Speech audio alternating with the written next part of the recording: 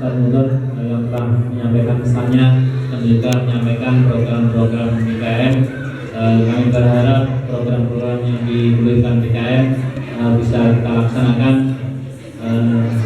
dan kita harapkan untuk kedepannya wawasan keislaman kita makin bertambah, karena kajian kita yaitu di Ahad sore ataupun malam Senin ada kajian fikih, ada kajian tafsir, dan juga di malam Ahadnya ada kajian tafsir. Semoga Bapak-Bapak sekalian bisa mengikuti program yang telah diadakan oleh BKM Masjid Darul Mutakin. Terus selanjutnya mari kita bersama-sama dengarkan tauji dari Ustadz kita Kiai Haji Dr. Bidodari Hariri LCMA. Sekaligus mohon nanti Ustadz setelah tauji mohon sekalian ditutup Ustadz. Marilah kita dengarkan tauji dari Ustadz kita. Waktu dan tempat kami persilakan Bapak dan Ustaz.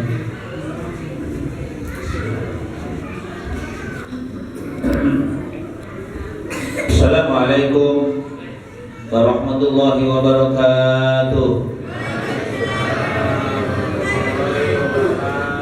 Bismillahirrahmanirrahim.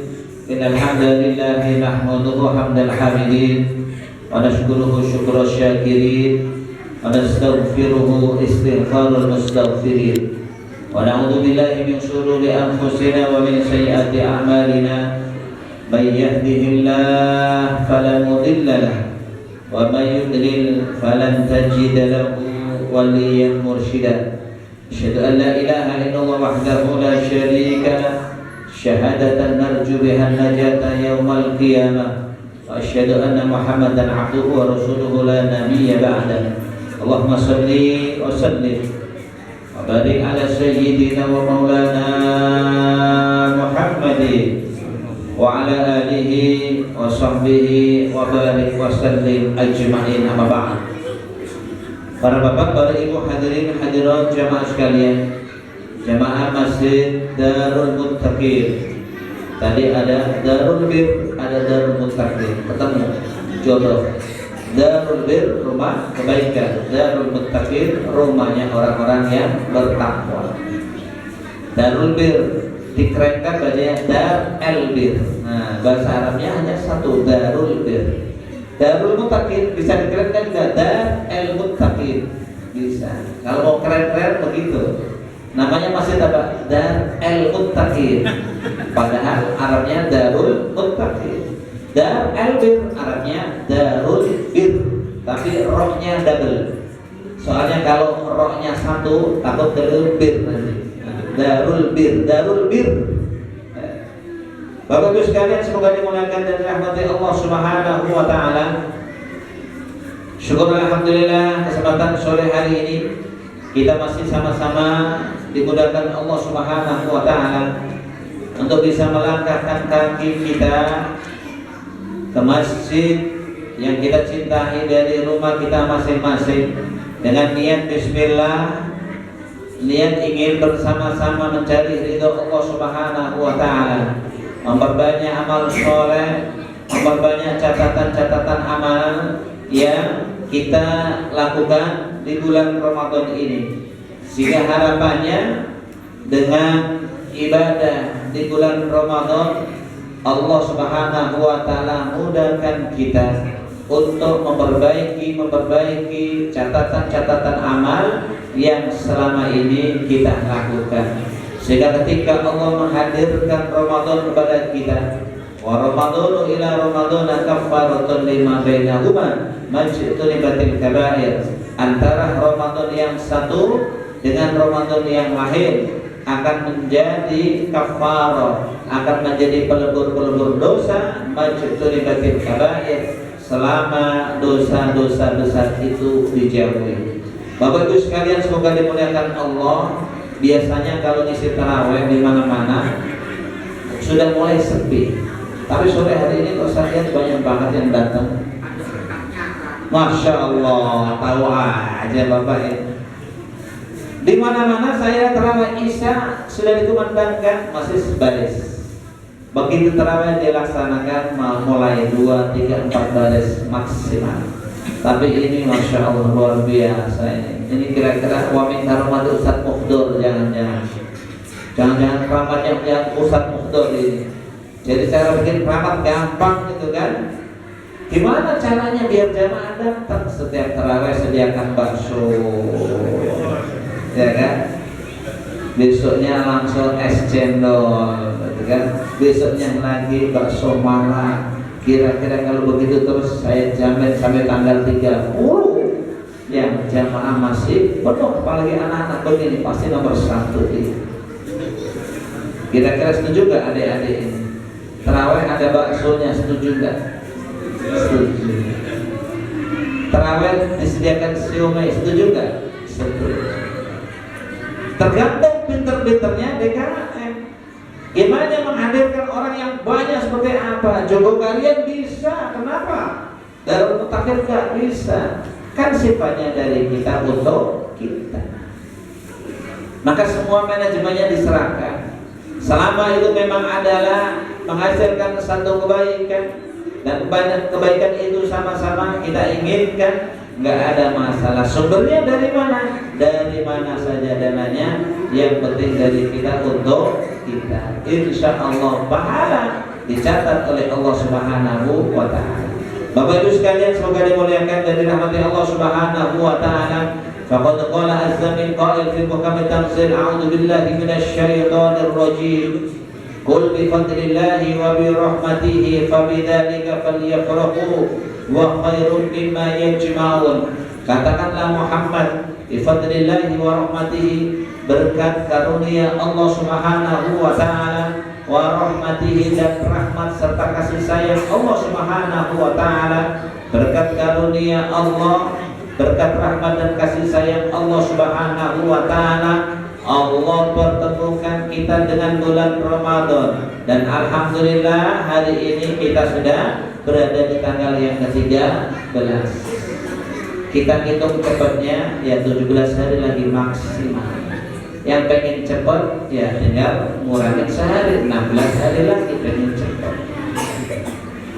Tetapi yang harus kita ingat, kesempatan ini biasanya orang terlena.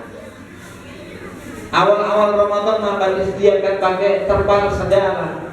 Sekarang boro-boro terpalnya masih dipakai, itu paling ada buka bersama doang, itu ntar jadi gulung. Ya. Padahal kesempatan ini adalah kesempatan yang diberikan oleh Allah Subhanahu wa Ta'ala. Kita tidak boleh sia-siakan kesempatan itu. Mumpung kita masih hidup, mumpung kita masih dikasih umur yang panjang oleh Allah Subhanahu wa Ta'ala, sehingga kesempatan itu betul-betul kita manfaatkan. Maka Rasul Shallallahu Alaihi Wasallam ingatkan kepada kita, besok pada hari kiamat kita akan ditanya oleh Allah Subhanahu wa Ta'ala. Kita akan dimintai pertanggungjawaban oleh Allah Subhanahu wa Ta'ala tentang 4 hal. La tazulu qadama 'abdin yaumal qiyamati hatta yus'ala an arba'in. An umrihi fima afna, wa an ilmihi fima fa'al, wa an malihi min aina tasabahu wa fima anfaqahu, wa an jismihi fima ablahu. Rawahu Tirmidzi. Rasul Shallallahu Alaihi Wasallam bersabda dalam hadisnya, la tazulu qadama abdin, kedua kaki seorang hamba besok pada hari kiamat tidak akan terpleset, hatta yus'ala an arba'in, sehingga dia pasti ditanya oleh Allah Subhanahu wa Ta'ala tentang 4 hal. Ini artinya apa? Semua kita besok pada hari kiamat berpeluang atau akan ditanya oleh Allah Subhanahu wa Ta'ala tentang 4 hal. Tidak ada yang lepas dari itu, semuanya ditanya. La sohirotan wala kibirotan, mau yang kecil maupun yang besar. La Arabian wala Ajamian, mau orang Arab maupun orang asing, semuanya akan ditanya oleh Allah Subhanahu wa Ta'ala tentang 4 hal. Dan kita mesti harus ingat bagaimana gambaran ketika seseorang disidang di hadapan Allah Subhanahu wa Ta'ala. Kalau orang sidang di hadapan hakim dunia, semuanya bisa diatur. Hanya situasinya saja yang bisa dikondisikan, seolah-olah serius, tetapi ternyata tidak serius. Itu di dunia. Sehingga kalau di dunia kesannya wani piro, juga bukan membela yang benar, tapi membela yang baik. Itu fakta yang ada di dunia. Tapi ingat, persidangan yang akan terjadi besok pada hari kiamat yang digambarkan oleh Allah Subhanahu wa Ta'ala dalam Al-Quran. Kita lihat pertama, kulit-kulit kita akan menjadi saksi terhadap apa yang kita lakukan selama ini.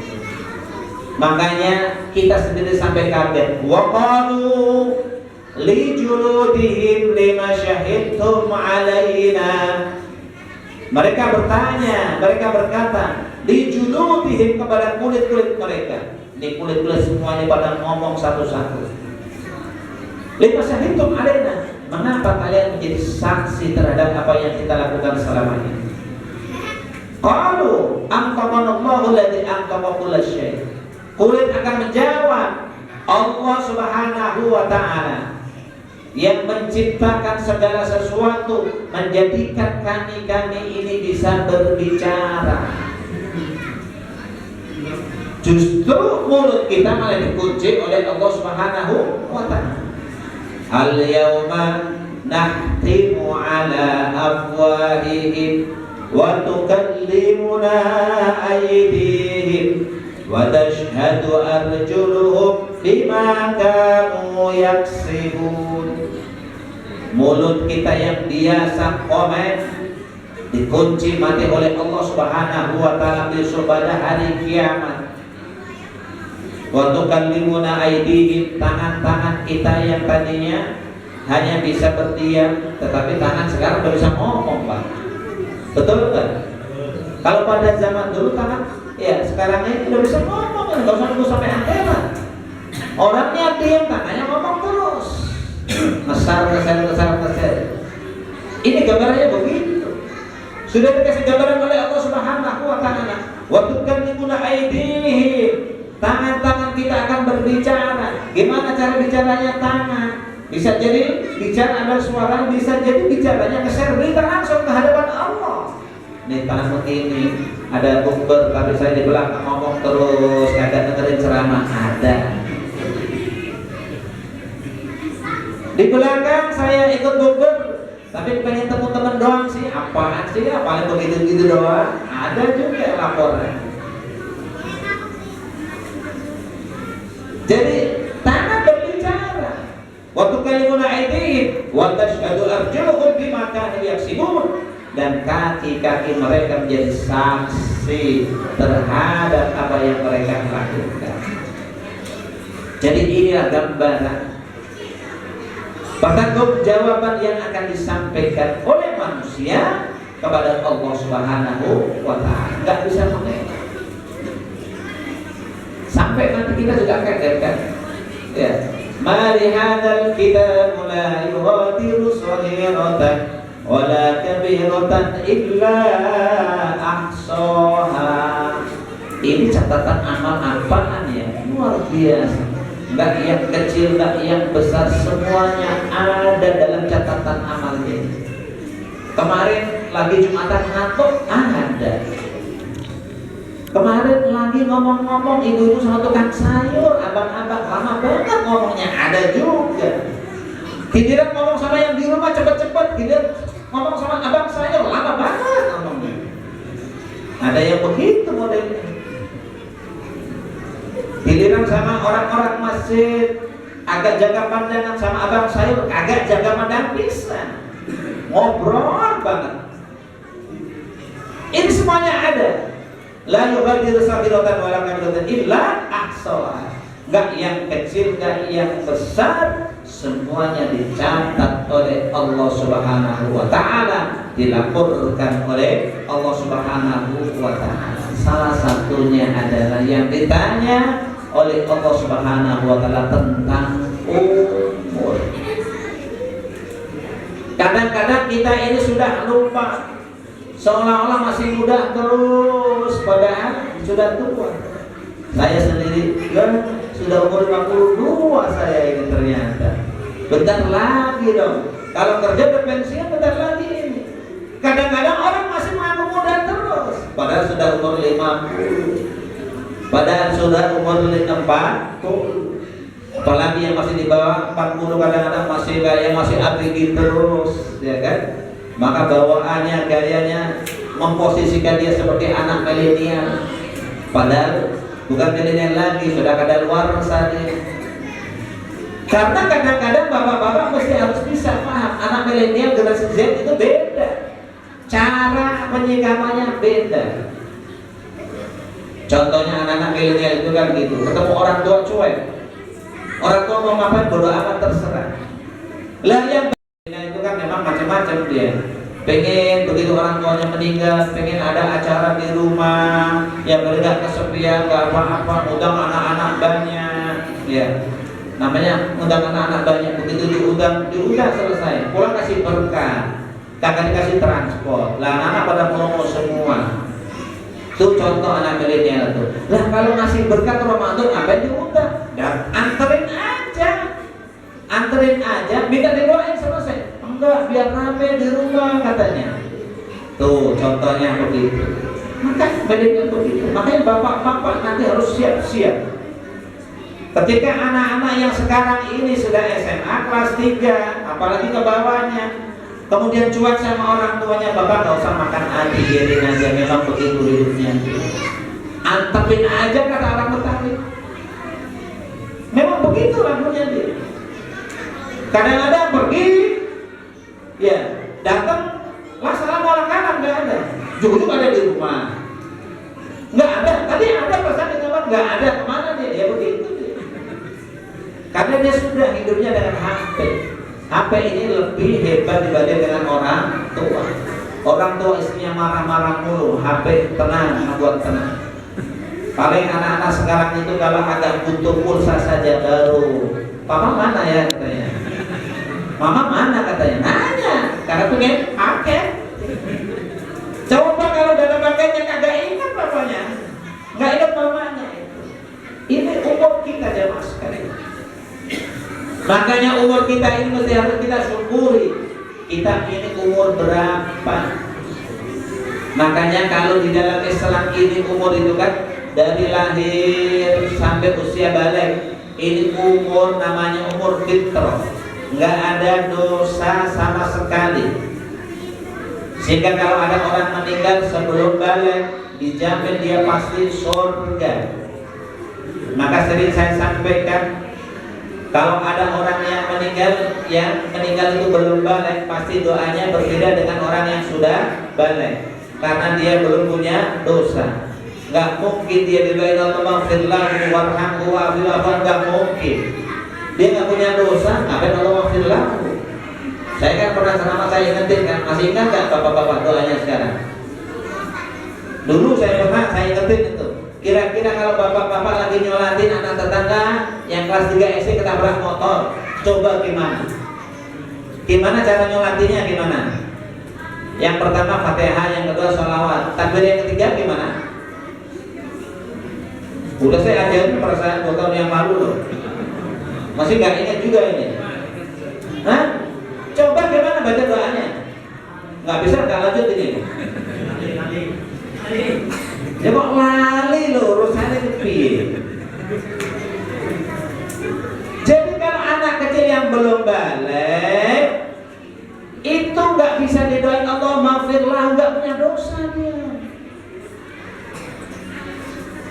Makanya kalau bapak-bapak dimudahkan Allah untuk haji dan umroh, setiap sana ya, setiap kali ada waktu habis sholat fardu pasti ada sholat jenazah. Itu Bilalnya, tuh Bilal, saya bilang ingetin kan, di sana kalau sholat jenazah saya pakai Bilal, di sini sholat tarawih kata Bilal, itu di sana pakai Bilal. As-salatu alal amwati yarhamkumullah, maksudnya ayo sholat mayat.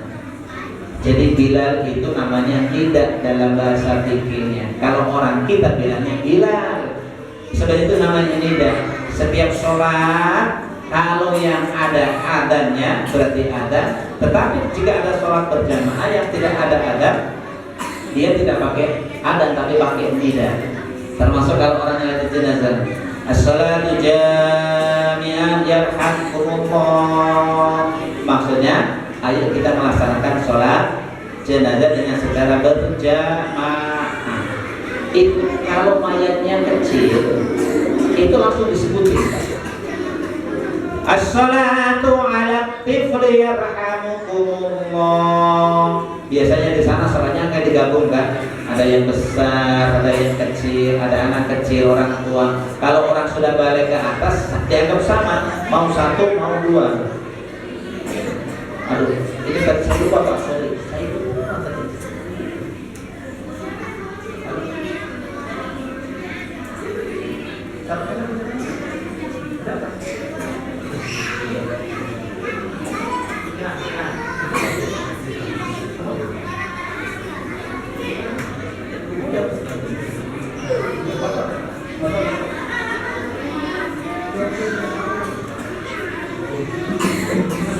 Iklan. Ya, jadi bapak-bapak jangan sekalian, kalau duduk ngantuk. Jadi kalau di Mekah sholat itu 30, 2, 3, kecil, besar, semuanya. Cuma Bilalnya mengingatkan, kalau yang namanya balik ke atas doanya sama.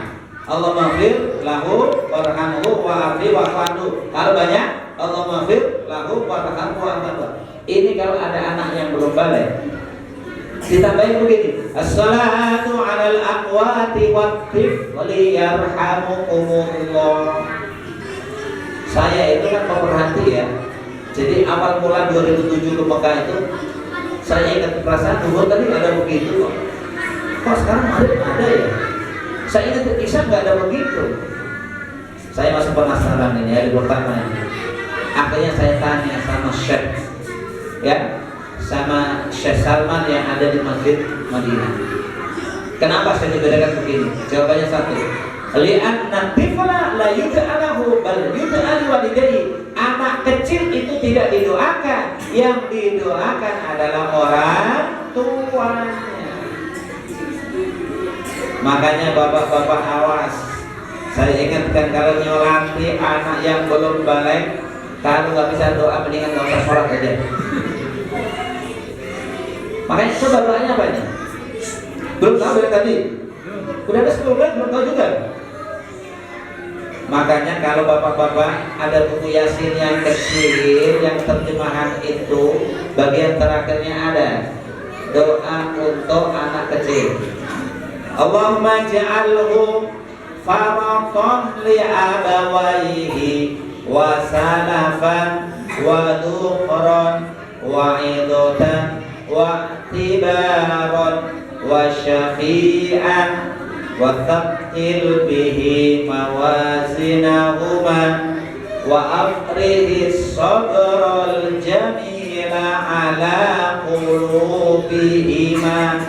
Ya Allah, Allahumma ya Allah, ij'alhu, jadikanlah anak kecil yang meninggal itu faratan, sebagai simpanan, wasalafan, sebagai celengan, waktu orang sebagai invest untuk siapa? Li abawaihi, untuk kedua orang tuanya. Wasyafi'an, jadikanlah dia anak kecil itu menjadi pemberi syafaat. Makanya ketika Rasul Shallallahu Alaihi Wasallam mengatakan, kullu gulamin murtahanun bi aqiqatihi. Setiap bayi yang lahir senantiasa digantikan dengan akikahnya. Maksudnya, kata Imam Ahmad bin Hanbal, jika ada anak kecil yang belum diakikahkan, besok pada hari kiamat dia tidak akan bisa memberikan syafaat kepada kedua orang tuanya sebelum anak itu diakikahkan. Masih digadaikan. Kalau anak itu sudah diakikahkan, baru anak itu bisa memberikan syafaat kepada kedua orang tua. Jamaah sekalian, semoga dimuliakan Allah SWT umur kita. Dari sampai balik, dari balik kira-kira sampai usia 40 tahun. Itu namanya usia sedang-sedangnya. Afif umur berapa Afif? Hah? 19 Pak, biarin aja namanya 19. Usia sedang-sedangnya itu ya usia balik sampai umur 35 sampai umur ya kurang dari 40. Makanya punten bapak-bapak ini kalau umurnya masih ada yang 40, itu kondisi keluarganya goncang-goncang dikit wajar. Kalau nggak wajar berarti keluarga Nabi dong. Kalau goncang-goncang dikit wajar. Yang penting istrinya sabar aja. Kalau istrinya nggak sabar, lo bisa gitu, gua juga bisa. Nah, masalah itu. Ingat, keluarga kalau masih di bawah 40 tahun, goncang-goncang dikit itu wajar. Karena memang belum usia dewasa. Usia dewasa orang itu dimanapun umur 40 tahun. Makanya para nabi, para rasul yang diutus oleh Allah menjadi rasul umur 40 tahun. Bukan hanya Nabi Muhammad, nabi dan rasul yang lain rata-rata diutus oleh Allah umur 40 tahun. Kecuali Nabi Isa umur 36, 33 dia menjadi rasul, kemudian 3 tahun menjadi rasul, setelah itu diangkat oleh Allah ke langit. Jadi makanya kalau menghadapi usia-usia rumah tangga masih di bawah 40 tahun ke bawah, sudahlah, itu biarkan saja. Macam-macam. Saya itu mendengar laporan, aduh Pak Ustaz, saya nggak kuat Pak Ustaz, gimana caranya nggak kuat, saya mau lepas saja. Ya, kita dengerin aja. Dalam hati saya, lepas saja kok berani ngomong doang, lepas sampai sekarang nggak dilepas. Emang layangan pakai dilepas? Itu begitu, saya dengerin aja. Jadi pendengar setia, gimana Pak Ustaz ya? Ntar kalau sudah mulai 40 tahun ke atas, sudah mulai. Makanya kan, hatta idza balagha syuddahu wa balagha arba'ina sana, sehingga ketika seseorang sudah mencapai usia kematangannya, wa balagha arba'ina sana, dan dia sudah mencapai umur 40 tahun. Kalau sudah masuk usia 40 tahun ini, mau tidak mau adalah usia kematangan, usia kedewasaan. Segala-galanya mesti berubah. Rumah tangga 40 tahun harus sudah mulai berubah. Soal ibadah 40 tahun harus mulai berubah. Soal kehidupan harus mulai berubah. Mindset berpikirnya harus dirubah. Ya mohon maaf. Jangan sampai orang itu mindset berpikirnya nggak dirubah. Masa iya kerja sampai usia 40 tahun, cara berpikirnya nggak pernah dirubah. Begitu dapat gaji, habis dapat gaji nggak habis terus. Habis bayar kontrakan, habis bayar ini. Pertanyaannya, lo kapan punya rumah? Umur 40 tahun. Padahal umur 40 tahun mindsetnya harus dirubah, harus bisa merubah. Jangan terlena dengan kehidupan yang ada. Maka semuanya dikondisikan ketika umur 40 tahun. Makanya ketika Rasul mengatakan bahwa yang namanya kebahagiaan kuncinya ada 3. Min sa'adatil mar'i ayyakuna lahu mar'atun salihah wa ayyakun lahu baitun wasi' wa ayyakun lahu markabun hani. Termasuk unsur yang membuat seseorang bahagia itu ada 3. Yang pertama punya istri atau pasangan yang soleh-solehah. Yang kedua punya rumah yang luas. Yang ketiga punya kendaraan. Insya Allah kendaraan semuanya bisa. Biarpun motor masih bisa. Rumah ini mau tidak mau harus diaktifkan. Karena syarat kebahagiaan seseorang itu kalau sudah punya rumah, nggak jadi kontraktor kesana kemari. Dari dulu sampai sekarang jadi kontraktor terus. Kapan punya rumah? Ini hanya persoalan mindset. Ini yang kadang-kadang orang terlena. Makanya jemaah sekalian semoga dimuliakan Allah Subhanahu wa taala, kita mencoba mengevaluasi umur kita. Umur sudah berapa? Umur sudah segini, ibadah kita harus berubah, pola hidup kita harus berubah, kehidupan kita juga harus berubah. Sudah umur 40 tahun, sudah usia dewasa. Kalau sudah usia 40 sampai usia 60, ini betul-betul usia yang sangat rentan. Makanya kita dikasih kesempatan oleh Allah dengan bulan Ramadan. Jangan kita mengukur Ramadan seperti kita masih ABG. Kita mengukur Ramadan seperti anak-anak begini, tidak. Kita itu umur berapa? Mumpung dikasih oleh Allah dengan bulan Ramadan.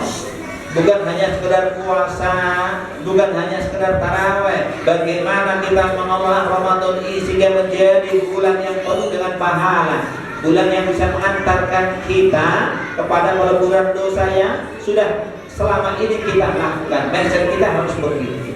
Jika kita tidak, jamaah sekalian, kita betul-betul akan menjadi orang yang rugi. Ba'da man adraka Ramadan falam yughfar lahu, kata Nabi, celaka, jauh dari rahmat Allah Subhanahu wa taala orang yang mendapati bulan Ramadan falam yughfar lahu, lalu dosanya dia tidak diampuni oleh Allah Subhanahu wa taala. Kalau anak-anak milenial biarkan saja Pak dunia. Tapi kita yang sudah umur 40 tahun ke atas, mestinya kita harus bisa memanage apa yang mesti harus kita lakukan. Umur berapa kita ini? Kalau urusan duit kita pengen tambah terus, urusan pahala mau tidak mau kita harus pengen tambah. Maka kita diingatkan, celaka kata Nabi, orang yang sudah mendapati bulan Ramadan lalu dosanya dia tidak diampuni oleh Allah Subhanahu wa taala. Jadi makanya jamaah sekalian semoga dimuliakan Allah, jangan sampai kita seperti yang disampaikan oleh Allah dalam surat Fatir ayat 37. Orang-orang begitu sudah terlanjur masuk neraka, begitu mereka masuk neraka, mereka teriak-teriak sama Allah, mereka minta dikeluarkan dari neraka oleh Allah Subhanahu wa taala. Wa hum yastariquna fiha. Mereka para penghuni neraka teriak-teriak di dalam neraka.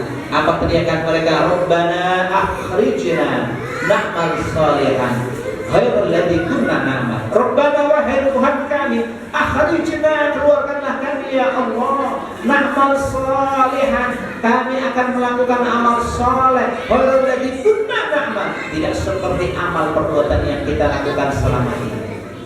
Begitu sudah terlanjur masuk neraka, teriak-teriak sama Allah, minta remisi, minta dikeluarkan, minta jeda, minta dikeluarkan sesaat dari neraka agar mereka dikasih kesempatan oleh Allah untuk bisa melakukan amal. Tapi apa yang terjadi? Teriakan mereka langsung disambut oleh Allah Subhanahu wa taala. Awalan nu'ammirkum ma yatadakkaru bihi man tadakkar. Bukankah kami telah panjangkan umur kalian dengan umur yang cukup panjang yang bisa digunakan untuk mengingat Allah? Itu jawabannya Allah. Begitu mereka minta dipanjangkan umurnya oleh Allah, minta dikeluarkan dari neraka sebentar oleh Allah Subhanahu wa taala, dijawab oleh Allah Subhanahu wa taala, awalam nu'ammirkum ma yatadakkaru min tadakkar. Bukankah kami telah panjangkan umur kalian dengan umur yang cukup panjang yang bisa digunakan untuk mengingat Allah? Pertanyaannya, umur panjang itu berapa tahun? Para ulama mengatakan satu, umur panjang itu umur 40 tahun. Alasannya penduduk Madinah ketika mereka sudah umur 40 tahun, mereka fokus beribadah kepada Allah Subhanahu wa taala. Pendapat yang kedua, mereka mengatakan bahwa umur panjang itu adalah umur 60 tahun. Berarti bapak-bapak ini rata-rata belum ada ya.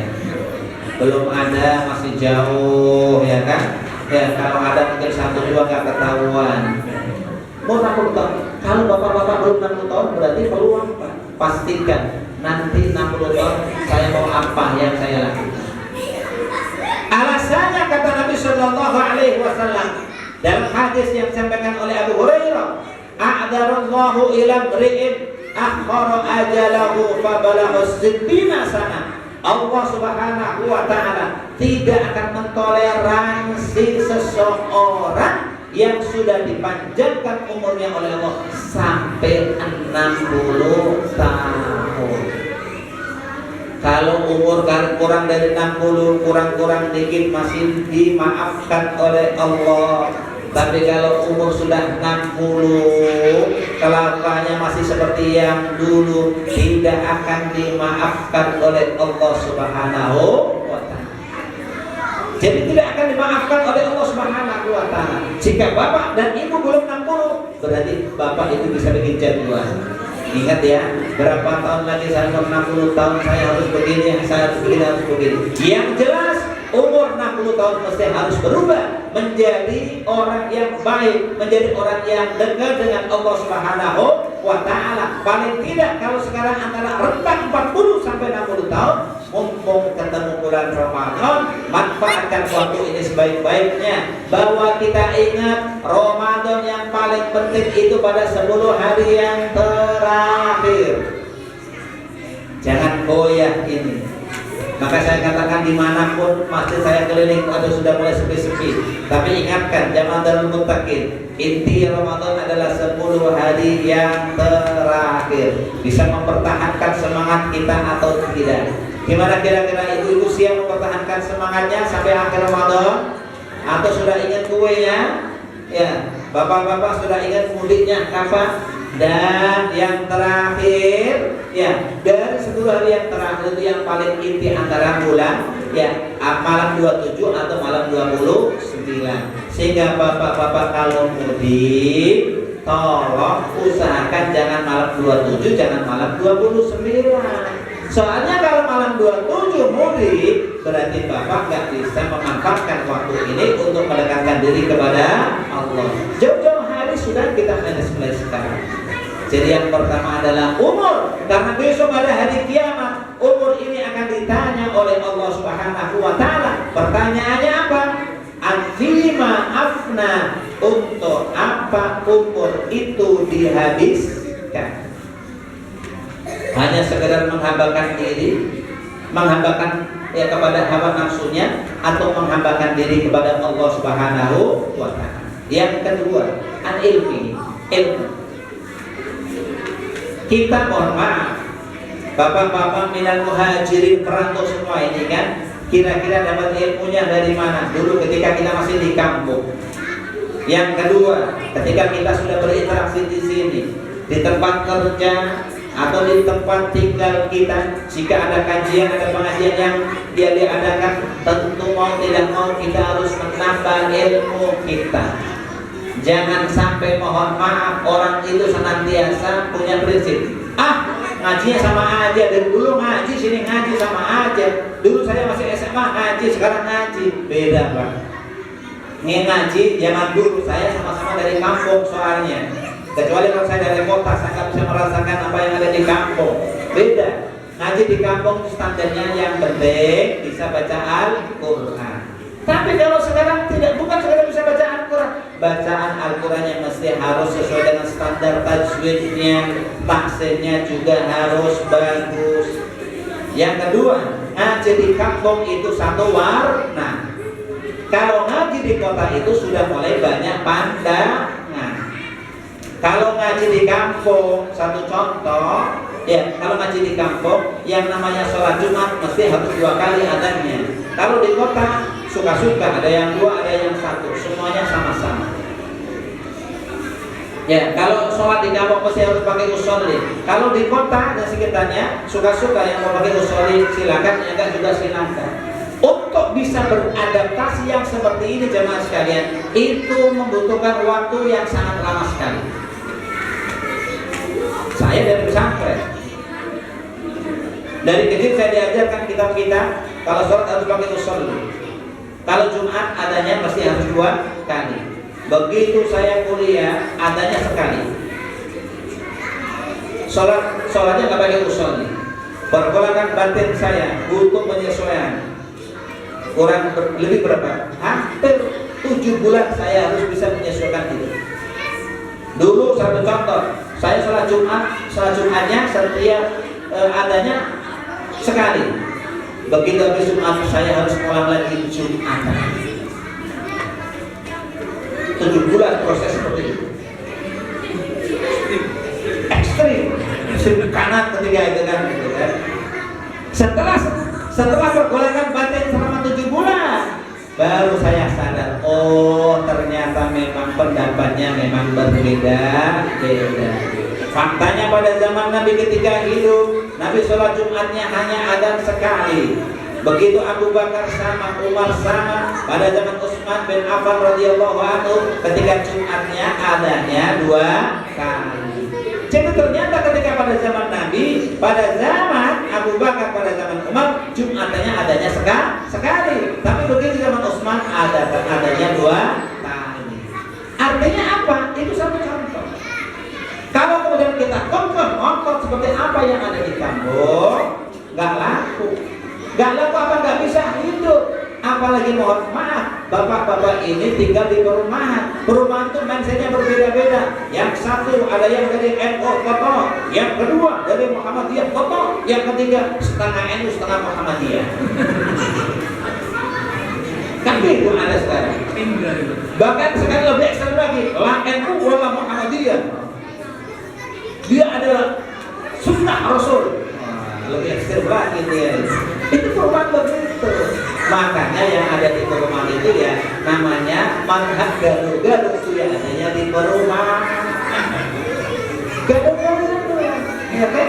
Memang begitu di mana pun saya sudah keliling perumahan ini dari tahun 2004 sampai sekarang Pak. Pokoknya di perumahan itu madamnya gaduh-gaduh, udah deh ya kan? Ya yang cocok, yang pas-pas saja sama ya orang-orang yang seperti itu. Maka jemaah sekalian, mumpung di bulan Ramadan, kita mesti gunakan waktu kita untuk mengkaji ilmu. Kalau ada tausiah di masjid, dengarkan. Kalau ada kajian di masjid, dengarkan. Kapan lagi bisa memanfaatkan waktu ini? Karena ilmu kita akan ditanyakan oleh Allah Subhanahu wa Ta'ala. Semakin kita berilmu, semakin kita paham akan keilmuan kita, semakin baik pahala yang kita raih, semakin banyak pahala yang kita dapatkan. Karena yang harus kita ingat, setiap orang yang beribadah tanpa didasari dengan ilmu, ibadahnya ditolak oleh Allah Subhanahu wa Ta'ala. Wa kullu man bi ghairi ilmin ya'malu a'maluhu mardudatun la tuqbalu. Setiap orang yang beribadah tanpa didasari dengan ilmu, a'maluhu mardudatun la tuqbalu, amal perbuatannya ditolak oleh Allah Subhanahu wa Ta'ala, tidak akan diterima oleh Allah Subhanahu wa Ta'ala. Yang ketiga yang akan diminta pertanggungjawaban oleh Allah adalah tentang urusan harta. Tadi sudah dijelaskan Ustaz Muqaddar tadi masalah harta apa yang kita dapatkan. Harta ini akan ditanya oleh Allah Subhanahu wa Ta'ala. Apa yang ditanya oleh Allah? Min aina kasabahu. Dari mana harta itu dihasilkan? Dari mana harta itu dihasilkan? Kadang-kadang hari begini ada orang yang mengatakan haram-haram dikit yang penting tidak dimakan. Bu, halo Ibu, baik-baik saja. Ibu saya tanya, Ibu pernah nanya nggak kalau suaminya dapat duit? Tumben banget Pak, dapat banyak banget, dari mana katanya? Atau kalau suaminya dapat duit banyak, alhamdulillah, yang beginilah yang saya harapkan kalau bisa masuk setiap bulan katanya. Mestinya orang harus kaget. Astagfirullahaladzim, banyak apa duitnya dari mana nih katanya? Jangan bilang alhamdulillah dulu, tanyakan dulu, Pak, maaf ini uang dari mana? Biasanya kan cuma 5 juta sebulan, kok sekarang bisa 20 juta dari mana? Udah deh, gak pakai nanya segala katanya. Kasih banyak udah, terima kasih. Gak boleh begitu. Istri yang solehah harus berhenti. Bukannya apa Pak, kita kan sama-sama pengen. Siapa yang gak pengen duit sih? Pengen. Cuma persoalannya kalau duitnya kira-kira jalannya yang benar, yang halalan thayyiban, ahlan wa sahlan, gak ada masalah. Tapi kalau duitnya jalannya tidak benar, kita bukannya takut, kita takut, bukan sekedar menyengsarakan kita. Kalau orang sumbernya adalah sesuatu yang tidak halal, doa kita tidak akan dikabulkan oleh Allah. Makanya Bapak dan Ibu sekalian jangan punya prinsip haram-haram dikit yang kena dimakan terus dipakai apa? Nanti ada acara jalan-jalan Pak, mungkin perumahan ini mau mengadakan jalan-jalan ke Gunung Bromo, mau ke Bali, satu orang bayar berapa? 5 juta Pak. Udah kita pakai dipakai jalan-jalan saja, nggak usah pakai makan. Mau dipakai jalan-jalan, mau dimakan, yang namanya uang kalau bersumber dari yang tidak jelas, uang itu hanya akan menjadikan doa kita tidak diterima oleh Allah Subhanahu wa Ta'ala. Yang kedua, jika uang kita terima dengan cara yang halal, akan ditanyakan oleh Allah, wa fima anfaqahu, hartanya digunakan untuk apa? Jangan hanya sekedar untuk kepentingan dirinya sendiri. Itu masjid tadi mau ganti karpet, masa iya nggak bisa ganti, itu kan ditanya oleh Allah kan. Wa fima anfaqahu, untuk apa hartanya? Karpet semeter paling berapa sih? Berapa Ustaz semeter? 400.000. Ini kira-kira warganya masa iya nggak ada 400? 150 kan? Rumah kan? Warganya berapa? Satu orang 3 meter, apa salahnya kan gitu kan? Masa iya segini kan? Yang diberikan oleh Allah kepada kita akan ditanyakan oleh Allah Subhanahu wa Ta'ala. Kadang-kadang kita ini masih suka beralasan, kok nggak ke masjid? Aduh capek banget katanya, besok aja deh katanya.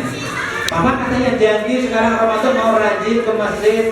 Aduh gimana ya, banyak pekerjaan kita saya tahun depan, masih tahun depan lagi.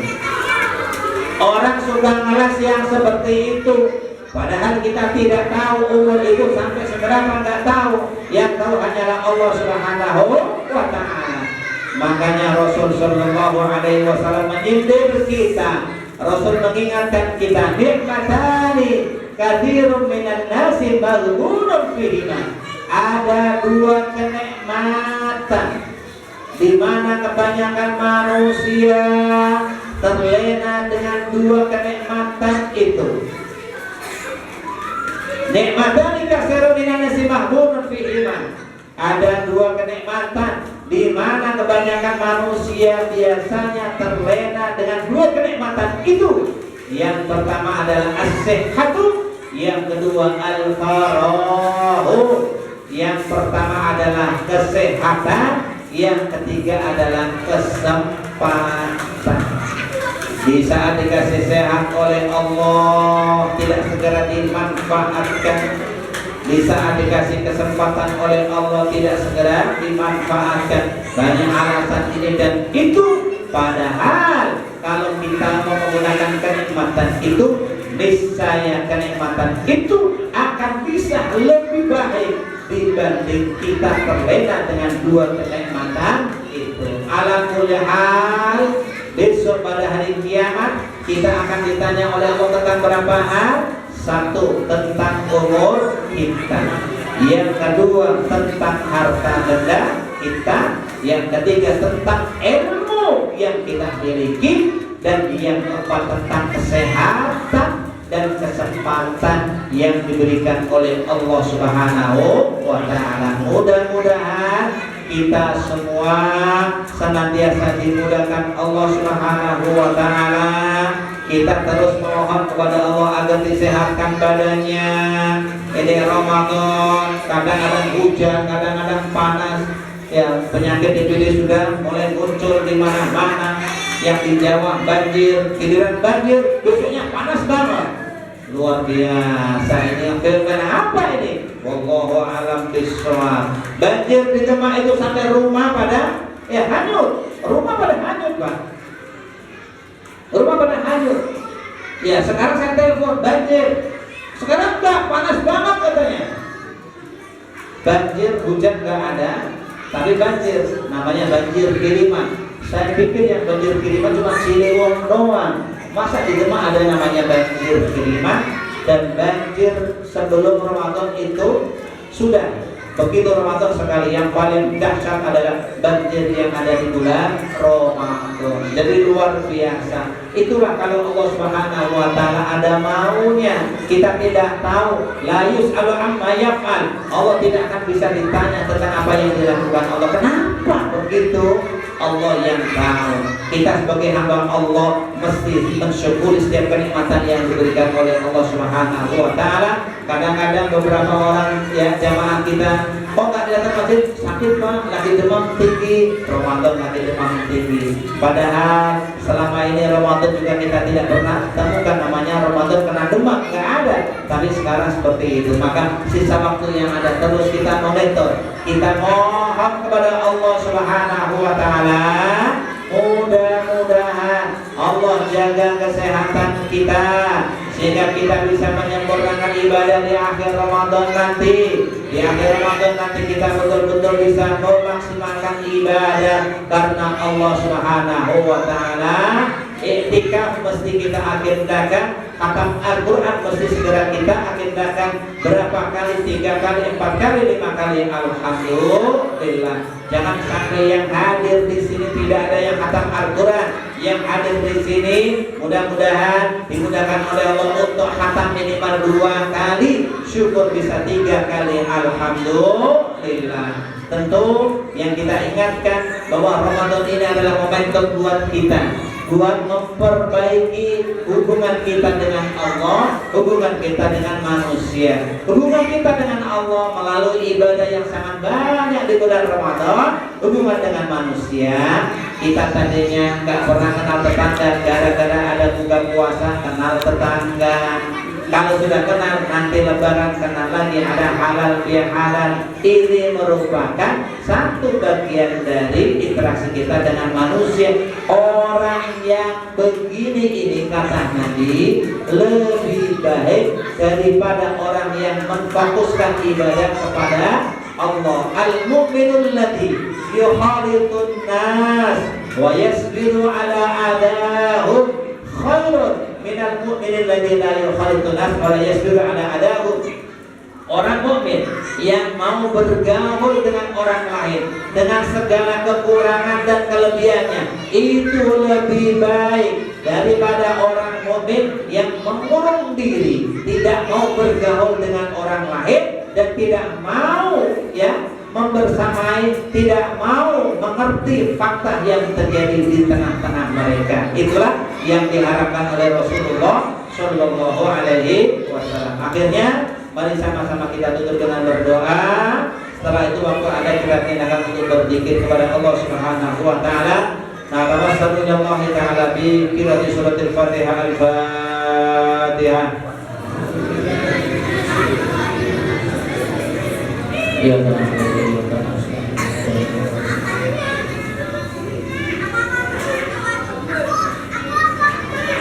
Bismillahirrahmanirrahim. Alhamdulillah rabbil alamin hamdan 'aliyan hamdan syakiran majidan ya rabbal alamin wa ya karim wa bikal karim sultani wa salli ala sayyidina Muhammad wa madana sallallahu alaihi wasallam anna Allah la ilaha illa anta as-samad alladzi lam yalid wa lam yakul lahu kufuwan ahad. Allahumma inna nas'aluka bi qiraati suratul Fatihah wa nas'aluka bi asma'ika al-husna an tuhassina maqasidana wa an taqdiya hawaijana wa an tusahhila umurana ya farijalha ya kashifal ya man 'abdihi yawfi khairha. Allahumma afina fi abdanina wa afina fi absarina wa afina fi asma'ina wa afina fi ajsadina. Allahumma barik lana fi umrina wa barik lana fi rizqina wa barik lana fi ahlina wa barik lana fi auladina wa khudhum wa la tadurrahum wa waffiqhum li dhalika warzuqna birrahum. Allahumma ij'alna wa auladana wa ahlana wa dharamidana min ahli al-ilmi wal khair wal Qur'an wa la taj'alna wa iyyahum min ahli syarri wad dhairi wad tughyan. Allahumma laula anta mahtadayna wa la tasaddaqna wa la sallaina فأنزل سكينة علينا فأنزل سكينة علينا فأنزل سكينة علينا إن الأولى قد بقوا علينا إذا أرادوا فتنة أبينا. اللهم انصر إخواننا المسلمين المستضعفين المجاهدين المدافعين عن رضي غزة فلسطين وأهلك الكفرة الإسرائيل صهيونيين وأهلك الكفرة الصهيونيين وأهلك الكفرة الصهيونيين ربنا آتنا في الدنيا حسنة وفي الآخرة حسنة وقنا عذاب النار وادخلنا الجنة مع الأبرار يا عزيز يا غفار يا رب العالمين سبحان ربك رب العزة عما يصفون وسلام على المرسلين والحمد لله رب العالمين أشهد أن لا إله إلا الله أستغفر الله نسألك رضاك والجنة ونعوذ بك من سخطك والنار barang yang kecil terus أشهد أن لا إله إلا الله أستغفر الله نسألك رضاك والجنة ونعوذ بك من سخطك والنار أشهد أن لا إله إلا الله أستغفر الله نسألك رضاك والجنة ونعوذ بك من سخطك والنار اللهم إنك عفو كريم تحب العفو فاعف عنا اللهم إنك عفو كريم تحب العفو فاعف عنا اللهم إنك عفو كريم تحب العفو فاعف عنا يا كريم والحمد لله رب العالمين سبحانك اللهم وبحمدك أشهد أن لا إله إلا أنت أستغفرك وأتوب إليك. Demikian jemaah sekalian yang bisa saya sampaikan, mudah-mudahan ada manfaatnya. Kurang lebihnya mohon dimaafkan minta maaf yang sebesar-besarnya.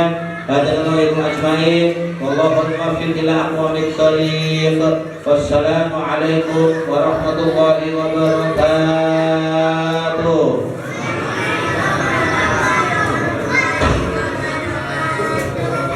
Terima kasih kepada Ustaz Ibrahim Khairi yang telah menyampaikan tauhidnya. Semoga yang dipaparkan beliau bisa menjadi bekal kita dalam jalan kehidupan ini. Mungkin telah selesai acara demi acara. Saya sebagai pembawa acara mohon dimaafkan apabila ada kesalahan, dan masih ada waktu 7 menit lagi untuk berbuka puasa. Silakan dibagikan bukanya, dan mohon kepada adik-adik mohon dengan tertib, jangan sampai rebutan, jangan sampai ada tumpahan karena rebutan. Mungkin dari saya akhiri. Mari kajian kita, iftar kita tutup dengan doa kafaratul majlis. Subhanallahumma wa bihamdika asyhadu an la ilaha illa anta astaghfiruka wa atubu ilaik. Akhiri wa lakum minkum. Wassalamualaikum warahmatullahi wabarakatuh.